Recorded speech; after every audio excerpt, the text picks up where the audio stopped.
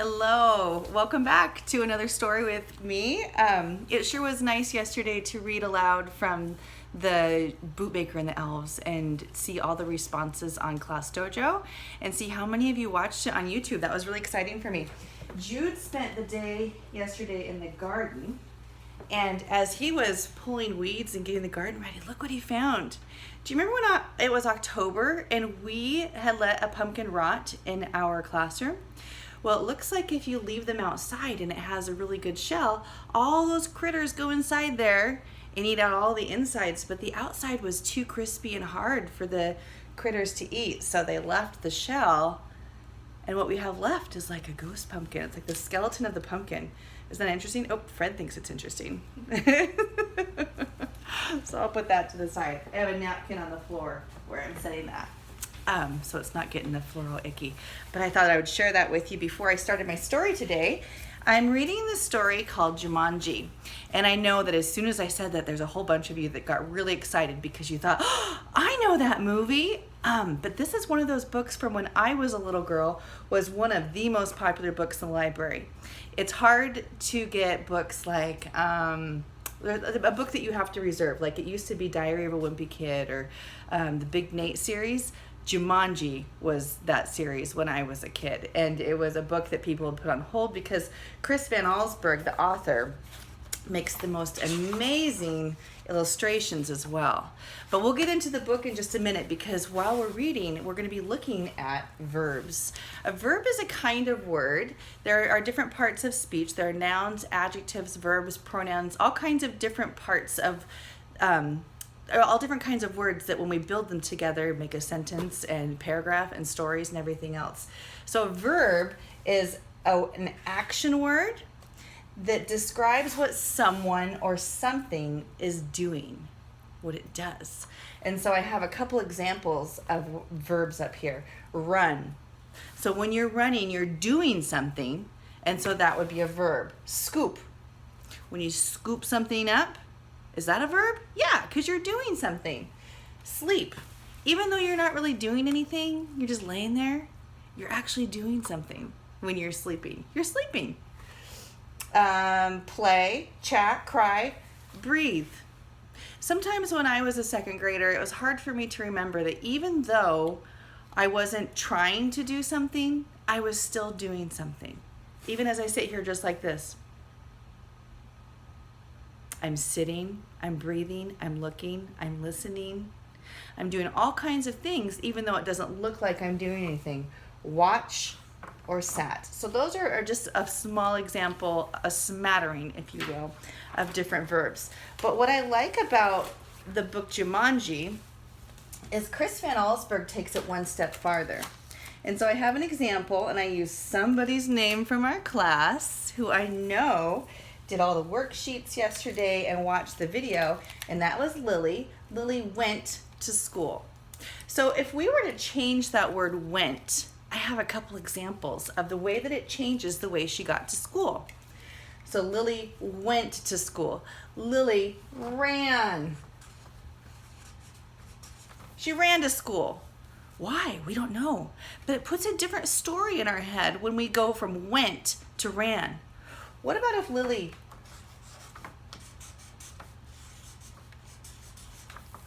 swam to school? What do you think that day would be like when she swam to school? If she darted to school? She's darting to school. She's going very fast and she's very intentional. She's not stopping and looking at things. Or what about if she chugged?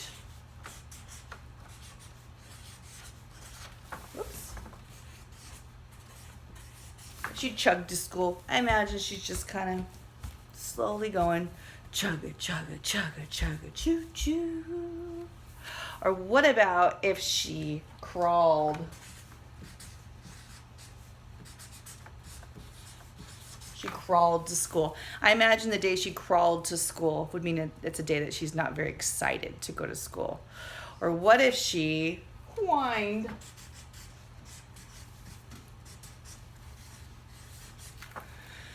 Lily whined all the way to school. Doesn't sound like a very good day, does it? Not a very good start to her day. Or what about, we'll do one more, she hustled. If she hustled to school, she's really intentional and she's trying to get there. So that's what we're looking at with Chris Van Allsburg today as we look at his book. As we're looking at, he doesn't just use words like went or go or something like that. He uses words that are very intentional and purposeful, and his verbs help to tell the story. So I'm not going to stop every time we hear a verb, but I am going to stop from time to time and read a paragraph carefully, and then we will look at that paragraph and try to find the verbs in there. So, Jumanji, and I don't know if you've noticed this, I have this little rubber finger on. Yesterday I had to lick my finger in the middle of the video and I got embarrassed because we're not supposed to be licking our fingers or touching our faces right now. So if you're wondering what that is, it's a special little finger that helps you to grab the page a little better. Jumanji, written and illustrated by Chris Van Allsburg. And that, you can predict a little bit about what you think you might see there. What do you think that is? I see a tree and the game Jumanji laying on the edge of it. To Tom S., thanks to Michaela, Allison, and Ruth. I wonder if those are his own kids. Oh, and I also, yesterday had a hard time reading the words, so today I brought my glasses so that I'm better prepared to be a teacher to you. All right, let's start this thing, shall we? Now remember, Mother said, your father and I are bringing some guests by after the opera, so please keep the house neat. Quite so, added Father. Tucking his scarf inside his coat, Mother peered into the hall mirror and carefully pinned her hat in place, then knelt and kissed both children goodbye. When the front door closed, Judy and Peter giggled with delight. They took all the toys out of their toy chest and made a terrible mess. But their laughter slowly turned to silence till Peter finally slouched into a chair. You know what, he said, I'm really bored. Me too, sighed Judy. Why don't we go outside and play? So I'm going to stop on this page already. I know that we just barely got into it, but I'm going to stop on this page and we're going to look for some of the verbs that help us to understand how Judy and Alan are feeling. So we're going to look here. When the front door closed, Judy and Peter giggled with delight. They took all the toys out of their toy chest and made a terrible mess, but their laughter slowly turned to silence till finally Peter slouched into a chair. So there's two words there that help me to understand how those characters are feeling. One of them is giggled. They giggled with delight. So I'm going to write that word up here because that makes me, G-I-G-G-L-E-D. That word makes me realize how excited they were to be left alone in their house. But then by the end of the paragraph, Peter slouched into a chair. And when I think about the word slouched, that's when your body gets a little bit lazy. You might kind of drop down. And we talk about that in class with being active learners who are really trying to engage in our learning. And when we slouch, our body is kind of tired and our brain turns off a little bit. And so I know at that point, he's not feeling as excited as he was as when he was giggling. Peter, so remember, she said, let's go outside and play. Peter agreed, so they set off across the street to the park. It was cold for November.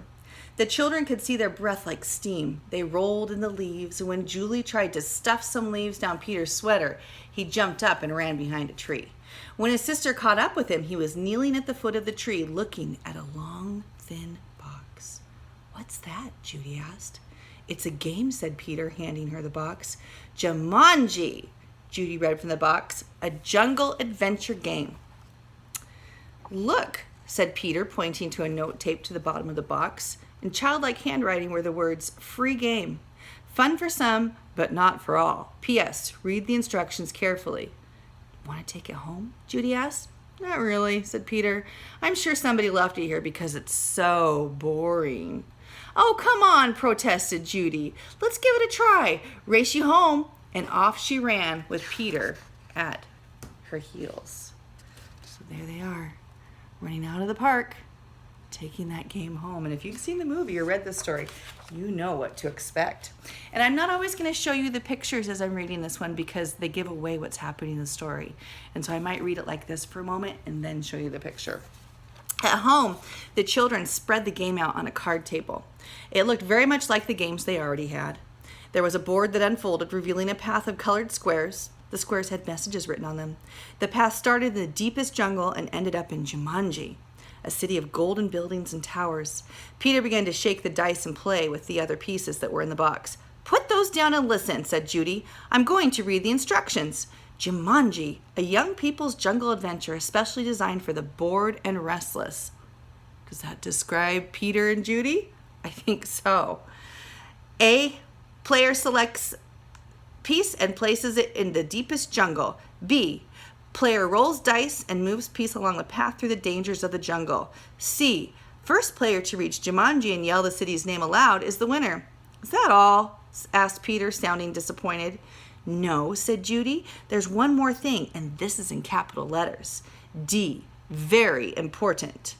Once a game of Jumanji is started, it will not be over until one player reaches the Golden City." Okay, I'm not going to show you this picture right away. Oh my gosh, it's so good. "Oh, big deal," said Peter, who gave a bored yawn. "Here," said Judy, handing her brother the dice. "You go first." Peter casually dropped the dice from his hand. "7," said Judy. Peter moved his piece to the 7th square. "Lion attacks. Move back 2 spaces," read Judy. "Gosh, how exciting," said Peter in a very unexcited voice. As he reached for his piece, he looked up at his sister.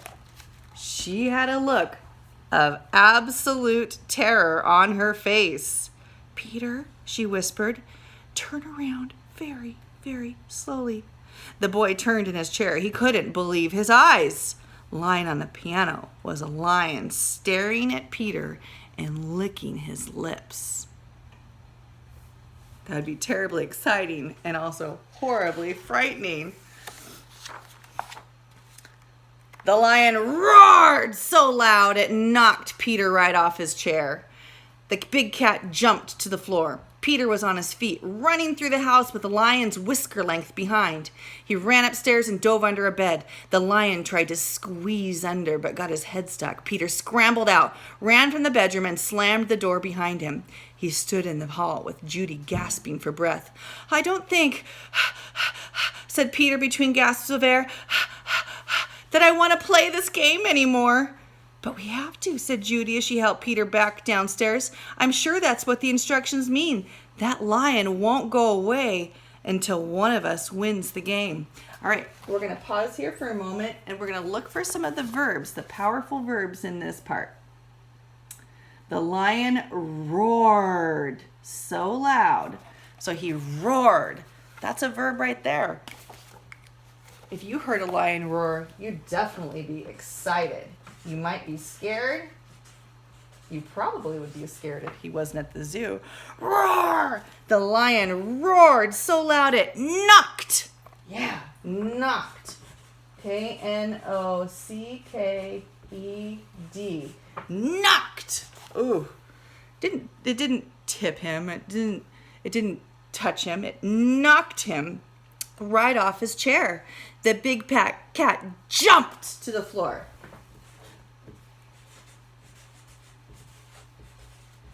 He didn't go to the floor. He jumped to the floor. Peter was up on his feet, running through the house. Not going through his house. He was running. That tells us he was in a hurry. Running through the house with the lion a whisker's length behind. He ran upstairs and dove under a bed. He didn't go under the bed. He dove under the bed because he was in a big hurry. He dove under the bed. The lion tried to squeeze under. He didn't try to get under the bed. He tried to squeeze. That tells us it was hard. And he was desperate to get under that bed with Peter because he wanted a Peter snack. But got his head stuck. Peter scrambled out. He didn't crawl out. He didn't He didn't slither out. He scrambled because he was in a hurry. Scrambled. He scrambled out and ran from the bedroom and slammed the door behind him. He didn't shut the door. He slammed it.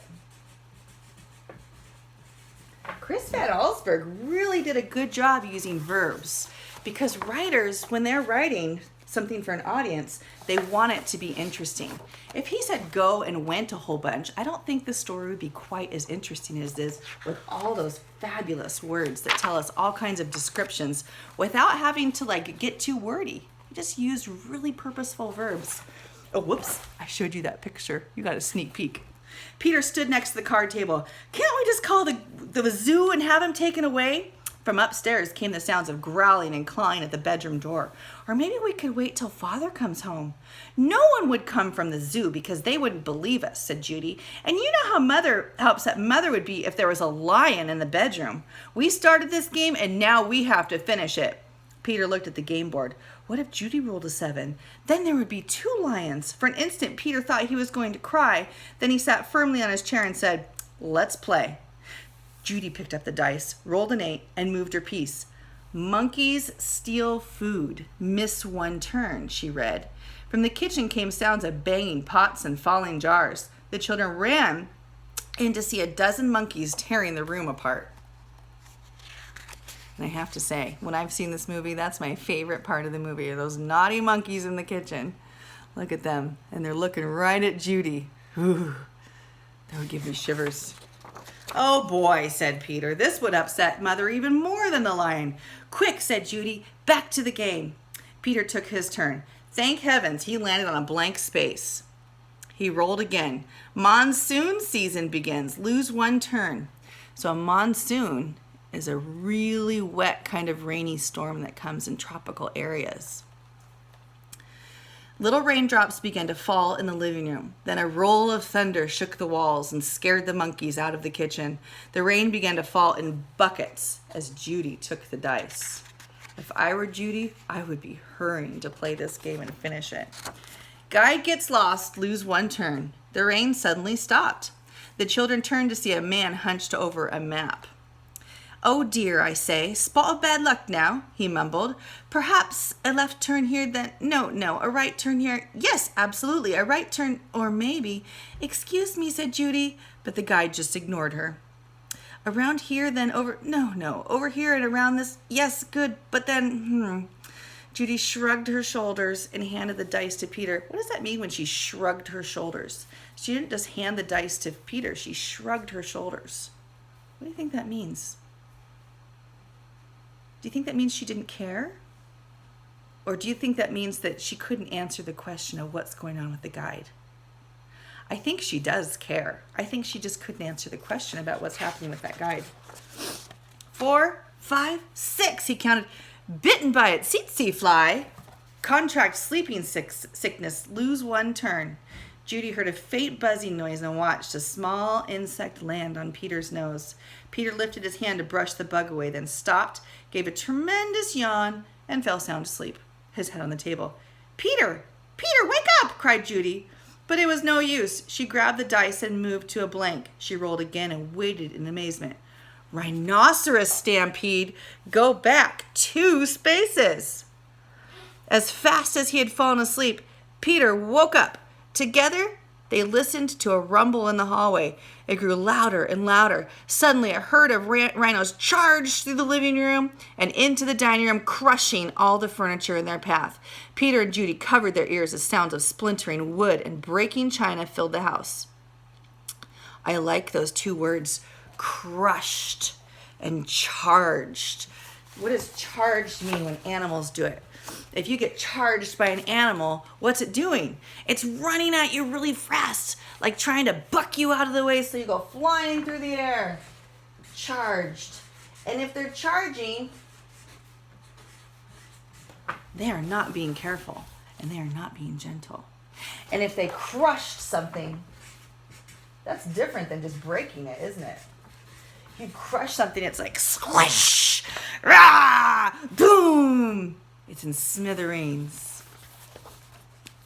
So those charging rhinoceros crushed their furniture. And I believe it. If one of those were running through my house, it would crush a lot of things. Hopefully not me. Peter gave the dice a quick tumble. Python sneaks into camp. Go back one space. Judy shrieked and jumped on her chair. Over the fireplace, said Peter. Judy sat down again, nervously eyeing the 8-foot snake that was wrapping itself around the mantel clock. The guy looked up from his map, took one look at the snake, and moved to the far corner of the room, joining the monkeys on the couch. I wouldn't like that. I'm not a fan of snakes. I know some of us are. I know Nevaeh is trying to earn a snake, but I don't think I'd like to have a snake in my house. Judy took her turn and landed on a blank space. Her brother took the dice and rolled a 3. Oh no, he moaned. Volcano erupts. Go back 3 spaces. The room became warm and started to shake a little. Molten lava poured out from the fireplace opening. It hit the water on the floor and the room filled with steam. Judy rolled the dice and moved ahead. Discover shortcut. Roll again. Oh dear, she cried. Judy saw the snake unwrapping himself from the clock. If you roll a 12, you can get out of the jungle, said Peter. Please, please, Judy begged as she shook the dice. The snake was wriggling his way to the floor. She dropped the dice from her hand. 1 6, then another. Judy grabbed her piece and slammed it to the board. Jumanji, she yelled as loud as she could. I heard some fantastic verbs there. I heard wriggling. I heard dropped. I heard grabbed and slammed and yelled. All of those are powerful verbs that help tell that story. The steam in the room became thicker and thicker. Judy could not even see Peter across the table. Then, as if all the doors and windows had been opened, a cool breeze cleared the steam from the room. Everything was just as it had been before the game. No monkeys, no guide, no water, no broken furniture, no snake, no lion roaring upstairs, no rhinos. Without saying a word to each other, Peter and Judy threw the game into its box. They bolted out the door and ran across the street to the park and dropped the game under a tree. Back home, they quickly put all their toys away, but both children were too excited to sit quietly, so Peter took out a picture puzzle. As they fitted the pieces together, their excitement slowly turned to relief and then exhaustion. With the puzzle half done, Peter and Judy fell sound asleep on the sofa. Whew, I bet that was a relief when their house turned to normal. Wake up, dears, Mother's voice called. Judy opened her eyes. Mother and Father had returned and their guests were arriving. Judy gave Peter a nudge to wake him. Yawning and stretching. Good verbs to tell that they were sleepy. They got to their feet. Mother introduced them to some of the guests and asked, "Did you have an exciting afternoon?"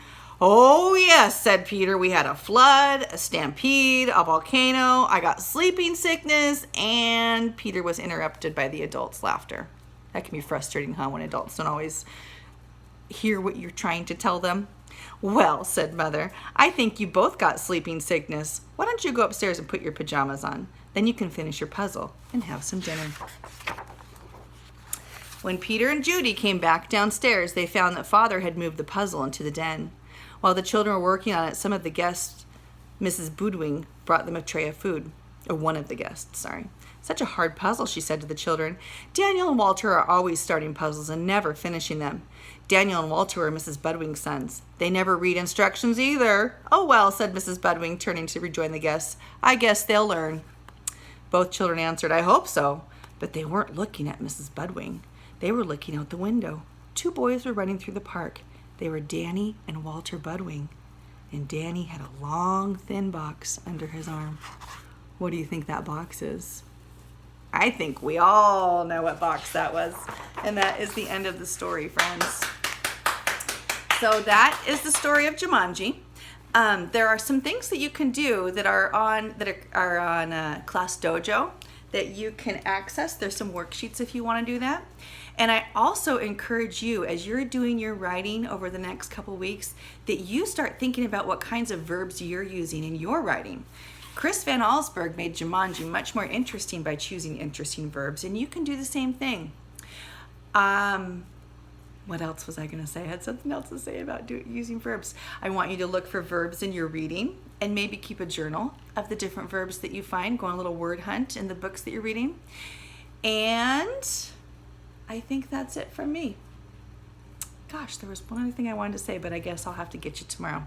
I love you all, and I hope that you're having a good time and that you are reading every day, that you're doing a little bit of writing, that you're exercising your bodies and making smart choices and helping out your moms and dads and grandmas and grandpas and all the people that live in your house.